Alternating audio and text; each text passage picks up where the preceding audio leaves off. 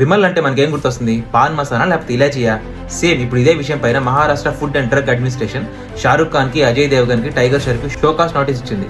మీరు చేసే అడ్వర్టైజ్మెంట్ వల్ల ఇండైరెక్ట్ గా మహారాష్ట్రలో బ్యాన్ చేసిన పాన్ మసాలా ప్రమోట్ చేస్తున్నారు అని చెప్పేసి.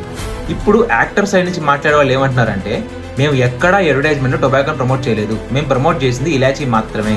ఒకవేళ ఏదైనా ప్రోడక్ట్ హార్మ్ఫుల్ అయితే గవర్నమెంట్ దాన్ని బ్యాన్ చేయాలి, గవర్నమెంట్ దాని మ్యానుఫ్యాక్చరింగ్ ఆపేయాలి, సెల్ చేయడం ఆపాలి.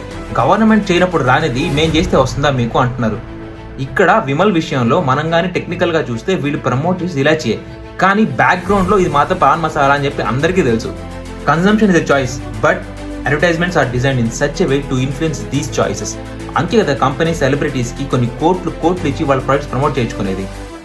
WHO డేటా ప్రకారం ఇండియాలో దాదాపు 3,600 మంది రోజుకి టొబాకో వల్ల చచ్చిపోతున్నారు. 2022 నుంచి 2026 దాకా దాదాపు 83,000 మందికి నోటి క్యాన్సర్ వచ్చింది. యాడ్స్ ఒక్కొక్కరిని ఒక్కోలాగా ఇన్ఫ్లుయెన్స్ చేస్తాయి. కొందరికి ఇది జస్ట్ యాడ్ మాత్రమే, కొందరికి ఇది సబ్ కాన్షియస్ గా నా ఫేవరెట్ హీరో, నా ఇన్స్పిరేషన్, ఈ బ్రాండ్ పర్సనల్ గా వాడుతున్నాడు అని ఇన్ఫ్లుయెన్స్ చేస్తున్నారు కదా. బూస్ట్ ఇది సీక్రెట్ ఆఫ్ మై ఎనర్జీ అని చెప్పి సచిన్ టెండూల్కర్ టీవీలో చెప్తే ఎంతమంది ఇంట్లో వాళ్ళని ఫోర్స్ చేసి మనం బూస్ట్ కొంచుకొని తాగినాం చిన్నప్పుడు.